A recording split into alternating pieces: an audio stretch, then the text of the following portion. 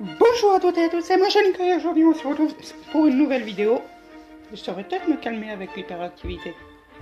Pas grave. Donc du coup, bonjour à toutes et à tous, c'est moi Janika et aujourd'hui on se retrouve sur une nouvelle vidéo. Donc du coup, la dernière fois on avait parlé de Pokémon épée. Et du coup aujourd'hui j'avais décidé de vous parler d'un jeu un petit peu moins connu mais que je trouvais plutôt sympa au final.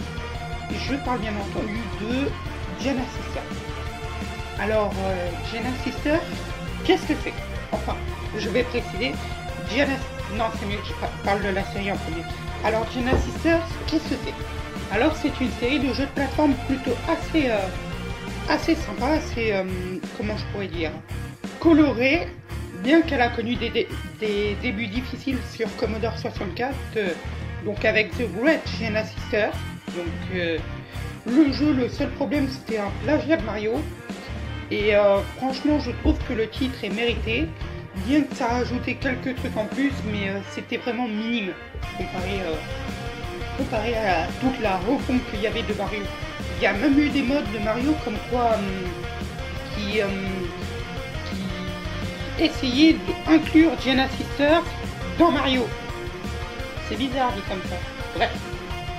Après, donc du coup, forcément, la franchise s'est interdite de vente en Allemagne, enfin uniquement en Allemagne. Ça se vendait que en Allemagne. Mais bon, je ne vais pas vous parler de ça. J'aurais pu aussi vous parler d'un épisode très intéressant sur Nintendo DS que j'ai découvert récemment. Donc franchement, lui, je le trouve plutôt assez sympa, mais plutôt plat, pas assez rapide. Non, aujourd'hui, je vais plutôt vous parler de sa petite sœur. Je sais pas si pour un jour il dit son petit frère ou sa petite sœur. Son petit frère sur Wii. Sur Wii U, évidemment, la console que tout le monde a chez eux. Sur Xbox 360, PS3 et évidemment sur là où j'ai testé, sur Switch. Alors franchement, j'ai essayé le jeu et pour le premier monde, je n'ai pas du tout aimé. Alors pourquoi? Le jeu était trop facile, je trouvais.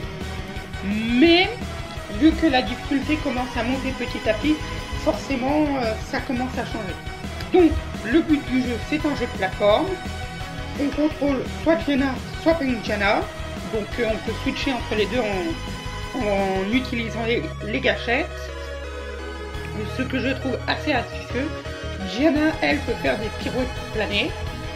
Et Giana peut faire des espèces de dash, des fireballs. Je sais pas comment je peux dire ça. Et donc du coup, le gros truc du gameplay, c'est on peut changer de monde à chaque instant, ce qui permet une certaine fluidité du gameplay. Et du coup, ce que je trouve sympa, c'est d'intégrer les deux faces. Bien que je trouve, je dirais après pour la critique. À part ça, les niveaux sont plutôt assez jolis. Enfin, je parle, si j'étais en 2014, c'est plutôt assez joli. Le gameplay est fluide, le jeu est toujours très coloré. À part si t'es en Punk Giana, enfin, plutôt, à part si t'es en Giana. Mais bon, sinon le jeu répond bien. Ce qui, je trouve, est un bon argument. Par contre, truc que je n'ai pas trop aimé, c'est...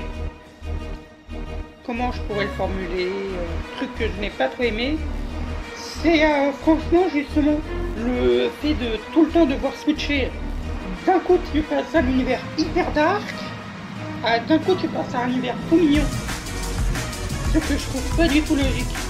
Normalement le jeu se déroule dans le monde du rêve, avec des chouettes, des petits dragons des fois, un boss. Mais là non. Des fois on tombe sur des ghouls, des fantômes, des spectres. Où elles sont les abeilles sous coque et les capotes ambulantes? Pour ceux qui comprennent la référence. Mais bon, franchement, je trouve que l'opus, ça va, ça fait le travail. Mais bon, on ne peut pas se dire, voilà, c'est bien, mais c'est pas génial. Je trouve que le jeu a beaucoup de potentiel. Pas assez exploité.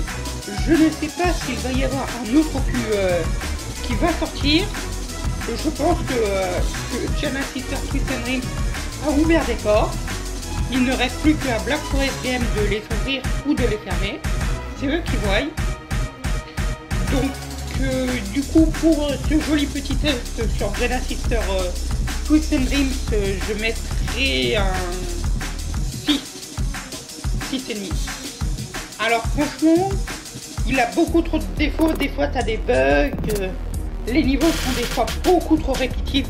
Et bien que la difficulté commence